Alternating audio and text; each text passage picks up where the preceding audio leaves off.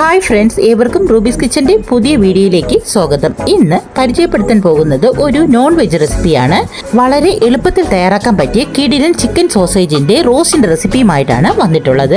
ചപ്പാത്തിയുടെ കൂടെയോ ചോറിന്റെ കൂടെയോ ഫ്രൈഡ് റൈസിന്റെ കൂടെയോ പൊറോട്ടയുടെ കൂടെയോ ഒക്കെ കഴിക്കാൻ പറ്റിയ കിടിലൻ കോമ്പിനേഷനാണ് ഇത്. കുട്ടികൾക്ക് മുതിർന്നവർക്ക് ഒരുപോലെ ഇഷ്ടമാകുന്ന ഈ റെസിപ്പിയിലേക്ക് പോകുന്നതിന് മുന്നേ എപ്പോഴും പറയാറുള്ളത് പോലെ നമ്മുടെ വീഡിയോസ് ആദ്യമായി കാണുന്നവരും അതുപോലെ തന്നെ ഇതുവരെ സബ്സ്ക്രൈബ് ചെയ്യാത്ത ആരെങ്കിലും ഉണ്ടെങ്കിൽ പ്ലീസ് ഒന്ന് സബ്സ്ക്രൈബ് ചെയ്ത് സപ്പോർട്ട് ചെയ്യാൻ മറന്നു പോകരുത്.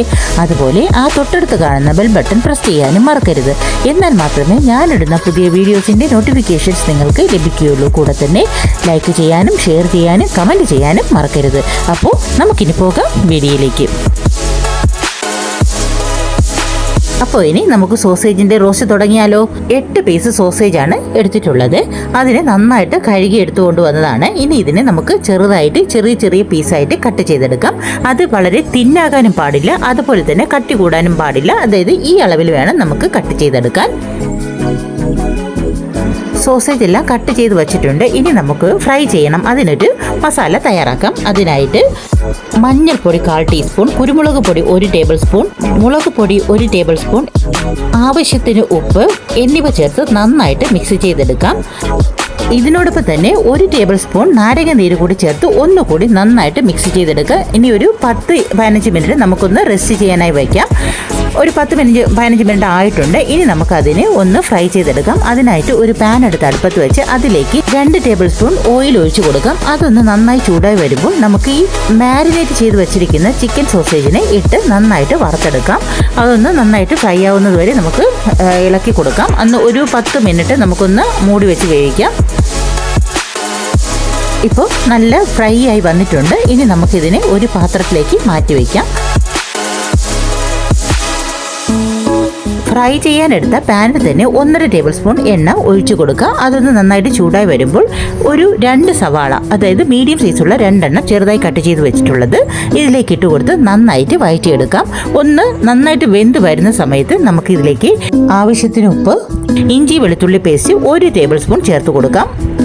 എന്നിട്ട് നന്നായിട്ട് വഴറ്റി കൊടുക്കുക. ഒരു പച്ചമണം മാറി വരുന്നത് വരെ നന്നായിട്ട് വഴറ്റി കൊടുക്കാം. അതുപോലെ തന്നെ നമ്മുടെ സവാള നല്ല വെന്ത് നല്ല ബ്രൗൺ നിറമായി വരുന്ന സമയത്ത് നമുക്ക് തക്കാളി ആഡ് ചെയ്ത് കൊടുക്കാം. അത് ഞാൻ മീഡിയം സൈസുള്ള 1 എണ്ണമാണ് എടുത്തിട്ടുള്ളത്. അത് കട്ട് ചെയ്ത് വെച്ചിട്ടുണ്ട്. അതിനോടൊപ്പം 3 പച്ചമുളക് സ്ലൈസ് ചെയ്തതും കൂടി ചേർത്ത് നന്നായിട്ട് വഴറ്റി കൊടുക്കാം. ഇത് തക്കാളി നല്ല വെന്ത് ഉടഞ്ഞ് വരുന്നത് വരെ നമുക്ക് വഴറ്റി കൊടുക്കുക. ഒന്ന് മൂടി വെച്ച് വേവിക്കാം. ഒരു അല്പസമയം കഴിയുമ്പോൾ നല്ല വെന്തുടഞ്ഞ് നല്ല ഇതായിട്ട് വന്നിട്ടുണ്ട്. നമുക്ക് ആ സമയത്ത് 1/4 ടീസ്പൂൺ മഞ്ഞൾപ്പൊടി, 1 ടേബിൾ സ്പൂൺ മുളക് പൊടി, 1/2 ടേബിൾ സ്പൂൺ കുരുമുളക് പൊടി, ഗരം മസാലപ്പൊടി 1 ടേബിൾ സ്പൂൺ, 1/2 ടീസ്പൂൺ മല്ലിപ്പൊടി എന്നിവ ചേർത്ത് നന്നായിട്ട് യോജിപ്പിച്ചെടുക്കാം. മസാലയുടെ പച്ചമണം മാറി വരുന്നതുവരെ നന്നായിട്ട് വഴറ്റി കൊടുക്കാം.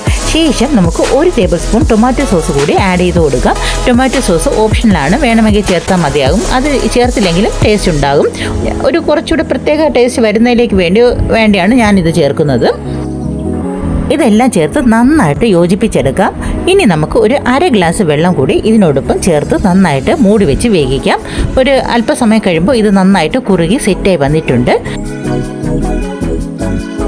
ഇനി ഇതിലേക്ക് ഫ്രൈ ചെയ്ത് വെച്ചിരിക്കുന്ന സോസേജ് ചേർത്ത് കൊടുക്കാം.